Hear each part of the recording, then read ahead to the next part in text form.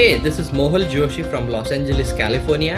I follow Indian foreign policy and defense with a special focus on Asia. You can follow me on Twitter at Mohal Joshi. Hey, this is Kishor from Bengaluru in India. I am an international relations expert specializing in global security, conflict resolution, and international negotiation. My focus areas include peace building and digital diplomacy. You can find me on Twitter at Veggie Diplomat.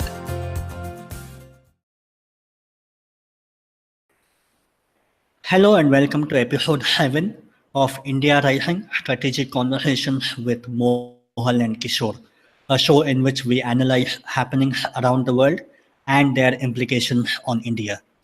We have been away for a month traveling, researching, and catching up with all the news from around the world.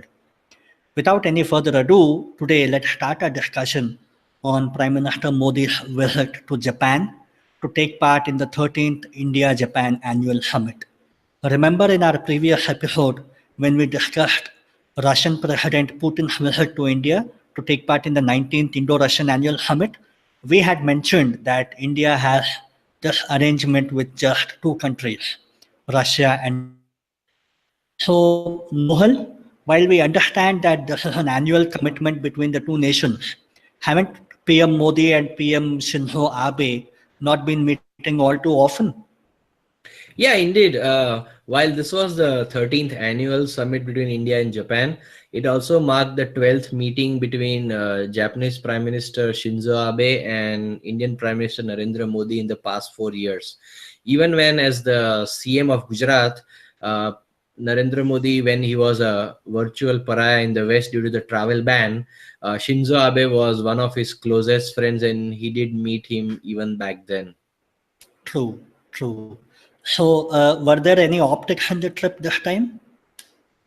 Yeah, so prior to the summit level talks, Prime Minister Modi landed in Yamanashi, where he first visited the Fanuc Corporation, one of the largest makers of industrial robots in the world, and he took a tour of the robotics and the automation facilities.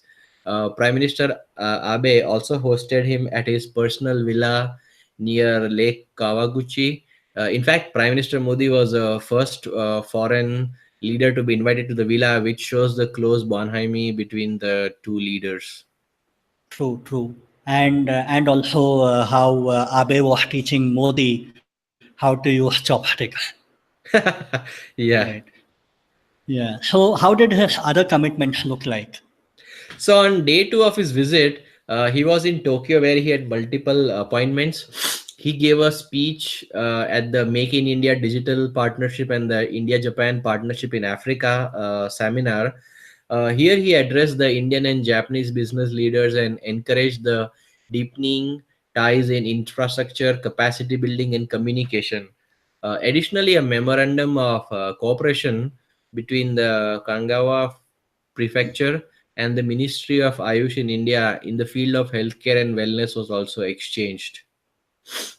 Okay. So, these were all the sidekicks. What happened in the actual delegation level talks? Yes, the finally both leaders had delegation level talks where developments in bilateral relations were reviewed.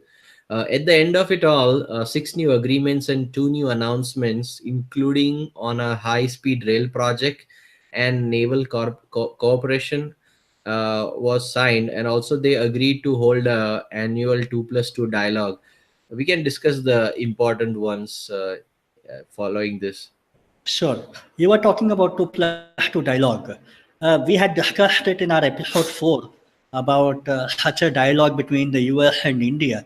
In fact, India and Australia also has a similar dialogue, but at a joint secretary level. Now, India and Japan are also starting it out, right? Yeah, that's true. The two prime ministers reaffirmed their desire to further deepen the bilateral security and defense cooperation by instituting the 2+2 foreign and defense ministerial dialogue. Uh, we have agreed, they said that we have agreed for a 2+2 dialogue between our foreign ministers and defense ministers. The aim of it is to further work towards world peace and stability Interesting. during the joint press statement. Right. Interesting. Okay. Strategically, too, India and Japan announced the implementation of a new arrangement for deeper cooperation between Japan Maritime Self Defense Force and the Indian Navy. In that backdrop, with an ever expanding scope of cooperation between the two countries, they have now begun talks on a new military logistics pact known as the ACSA. Can you explain how it will be beneficial to both India and Japan? Yeah, so AXA stands for the Acquisition and Cross Servicing Agreement. This would allow Japan to refuel and resupply its ship at Indian naval bases, be it in the Andaman and Nicobar Islands near the strategically important Malacca Straits, a maritime Right. choke point through which the seaborne trade passes on ports into China, Japan, and elsewhere. And also they would get access to mainland Indian ports, be it on the west coast or the east coast, like Vishakhapatnam or Mumbai or Karavar.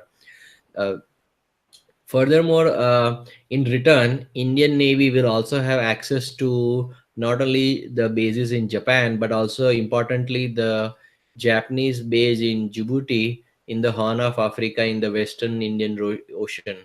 Now, both of India and Japan, as you know, are deeply worried about the rise of hegemonic China. Now, China's presence in the Eastern Sea and the Western Pacific is irksome to Japan, while India wants to keep China out of the Indian Ocean region, which it considers its own backyard. So this is one of the reasons that the Japanese Maritime Defense Force has become a regular participant in the Malabar exercises from, I believe, 2015, which was an annual exercise between India and US way back in 1992. Now, EXA apart, India and Japan also pledged to have closer cooperation at the operational level between the navies of the both the countries. So they, in the statement, they said, the recognizing the enhanced exchanges in the expanding maritime domain awareness in the Indo-Pacific region contributes to regional peace and stability. They welcome the signing of the implementation of the arrangement for deeper cooperation between Indian Navy and the Japanese Maritime Self-Defense Forces. Okay. And I also believe we have some army exercises also upcoming with between India and Japan. Okay. But that was not mentioned in the statement, but it is a regular occurrence, right? Yeah, yeah. Okay. Okay. So geopolitically, also the vision statement given out by both India and Japan, they had a lot of points catering to both Indian and Japanese needs. For instance, terror found a mention, which is of course palatable to India. Likewise, freedom of navigation and overflight were also mentioned to cater to Japanese sentiments. How do such statements play out? Yeah, so as we were discussing, while Japan and Indian bilateral ties happened on their own volition, the rise of China in the past decade has ensured that these countries come even more closer. Now, while Pakistan-sponsored terrorism might not be have the same sound for Japanese ears, freedom of navigation in the East China Sea similarly doesn't ring alarm bells for Indian ears. However, when looked at it in a larger regional and global context, such things matter. Similarly, Agree. it was mentioned that both India and Japan stressed on the North Korea taking up the CVID, the complete verifiable irreversible dismantlement of all weapons of mass destruction and ballistic missile of all ranges in accordance with international law. Now, more interesting was the mention of ASEAN in the vision statement. Both felt that the centrality of ASEAN nations is key to the free and open Indo-Pacific concept. Unity and sovereignty of ASEAN nations, specifically and of all nations in the Indo-Pacific, is general uh, in key to contribute to the rules-based order, which supports freedom of navigation while adhering to territorial integrity of nations. So, sure, like India and Japan have suggested the need to develop smart islands since 2016, Right. but have for the first time identified the need to develop smart islands in India. Now, given Delhi's renewed focus on developing the Andaman and Nicobar Islands, it is safe to note that the Smart Islands might refer to these joint collaborations in these islands. So, what will be Japan's role in all of this? Okay, so Andaman and Nicobar Islands, which is a set of strategic islands, the set close to all the entry points into the Indian Ocean. These islands could alter Indian Navy's ability to patrol, to monitor, and to operate in areas further away from the Indian mainland. While the strategic importance of these islands is well known in Delhi, there are significant challenges in developing them. Environmental concerns demand the need for a sustainable and eco friendly model of development for these islands. There is also a need to considerably upgrade the infrastructure and digital connectivity. Japan is already collaborating with India in laying submarine optical fiber cables connecting Chennai and the Andaman Islands to address the need for significant digital connectivity in the islands. Beyond physical infrastructure, where Japan is a leading actor, mind you, Tokyo can also help build a model for a smart island through sustainable methods like renewable energy, waste management, and ecotourism. The Japanese company Hitachi is leading the Smart Islands project in the Isles of Scilly in the UK archipelago. The project aims to create a sustainable method of island development, which can then be applied to the UK and beyond. As India continues to map its own development model, collaboration with Japan on strategic islands like the Andamans will contribute significantly in Delhi's ability to operate in the Indo Pacific region. So now, one of the highlights of this meet was and what everybody's especially been talking about is this $75 billion of currency swap agreement. So, what's the context and importance of this swap agreement? Right. So, as we all know, India and Japan they have signed a currency swap agreement amounting to 75 billion US dollars. This is being termed as the biggest currency swap agreement signed by India to essentially stabilize the falling Indian rupee. Also, it's important to note that the previous limit was $50 billion signed in 2014, which was effective until December 2015. Again, India had signed it with Japan even then. Okay, so for our listeners, can you please elaborate on what exactly is a currency swap agreement? Sure. So currency swap agreements are actually off the balance sheet transactions where two parties or countries agree to exchange each other's currency or some foreign currency at a predetermined interest rate. These agreements are signed between the central banks of the two countries. So out here this time, Japan will be exchanging 75 billion US dollars with India in return for an equivalent amount in Indian rupees. The exchange rate is determined in the agreement and the amount is paid back at the spot rate only after a stipulated time period of 3 years.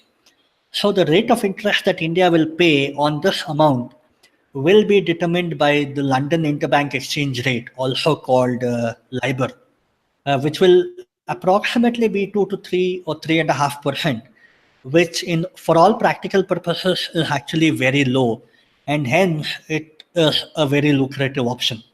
So LIBOR is an average of the interest rates offered by top banks in London. Why is it used here? It's used here simply because of the credibility and the relative stability of LIBOR as the interest rate. So, what is the need for this agreement at this point in time between India and Japan? Right. So, as we all know, Indian rupee has been falling quite substantially, so to speak, in the past 2 to 3 months. In fact, we had covered it in one of our episodes, episode 3 to be precise, where we spoke about the Turkish lira meltdown and the impact on emerging markets, including Indian rupee. So, because the Indian rupee value came down drastically, India's forex reserves also fell drastically, and it fell below the 400 billion US dollar mark. And on the 19th of October, it was actually 393 billion to be exact. And compare that with 426 billion US dollar in April. And simply because rupee had depreciated about 14% this year.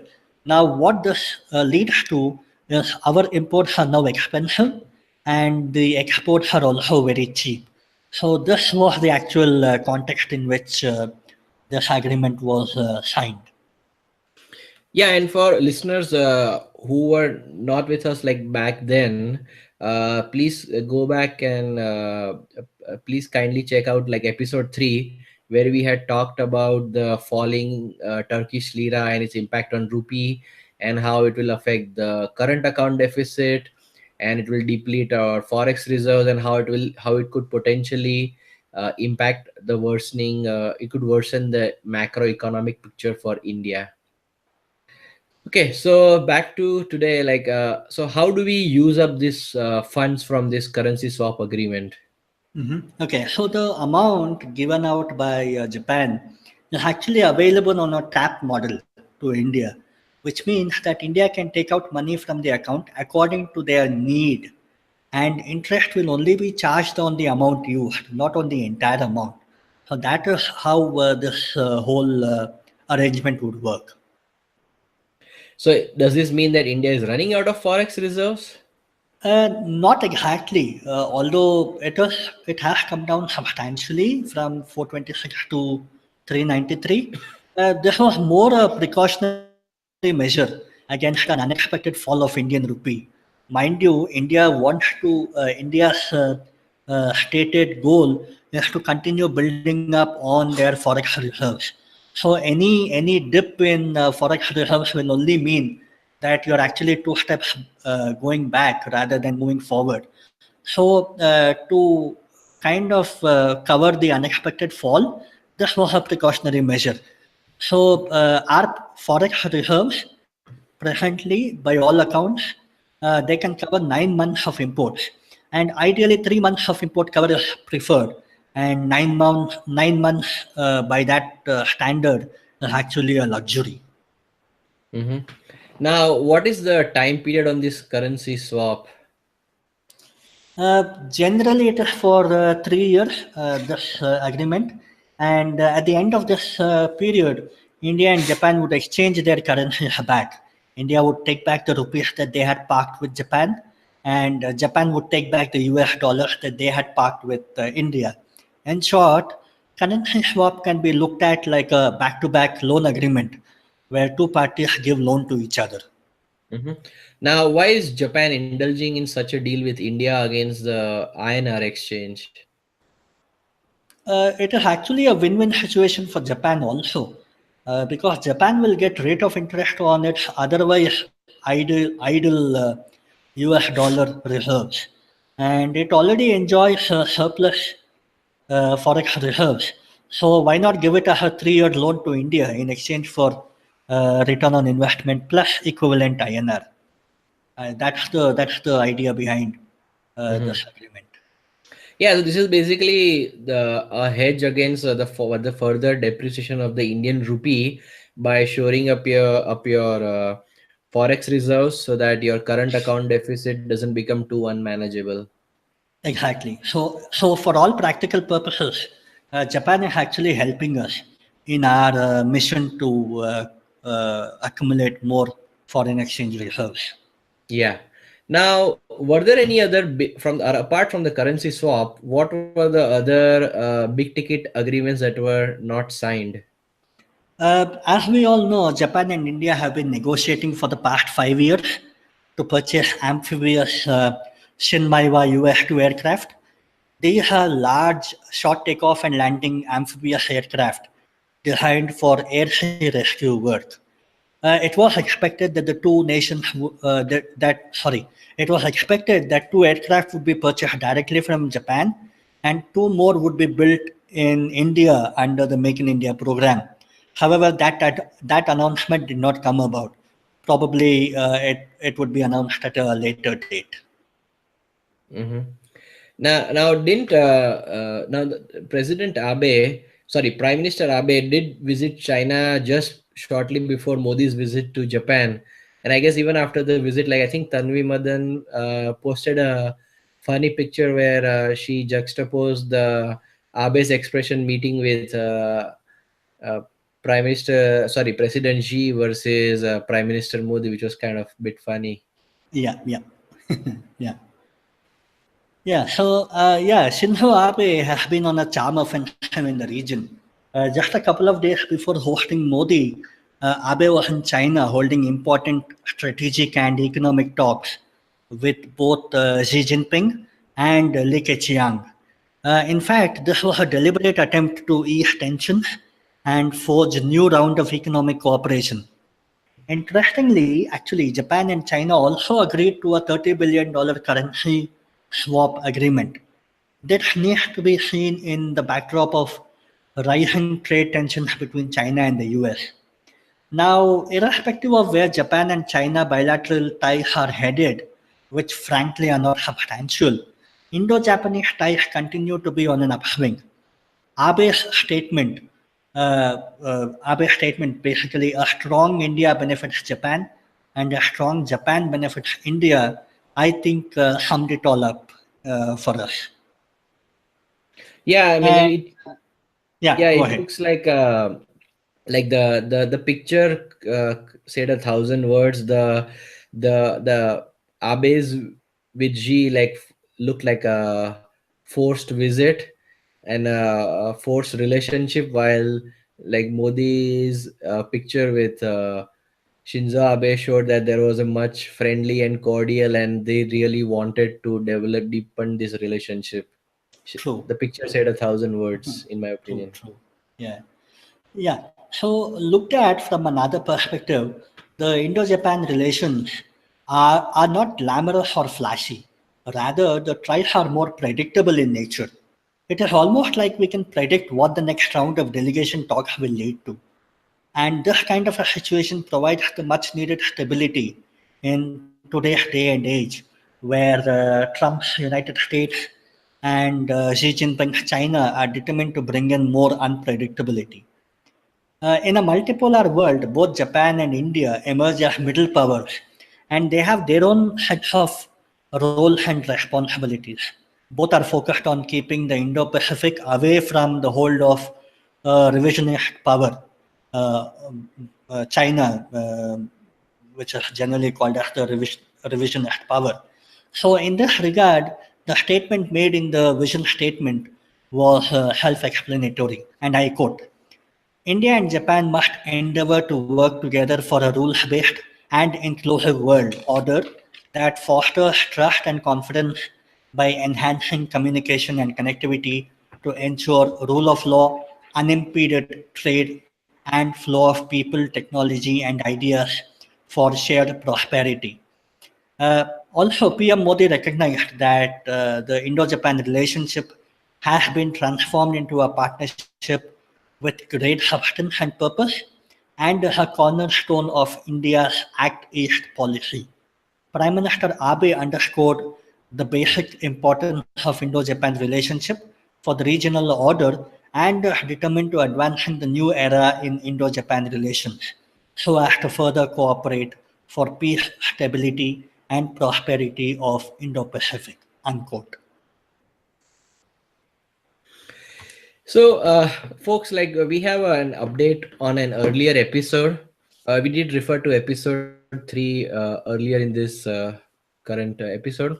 So, US and Turkey have begun mutual lifting our sanctions.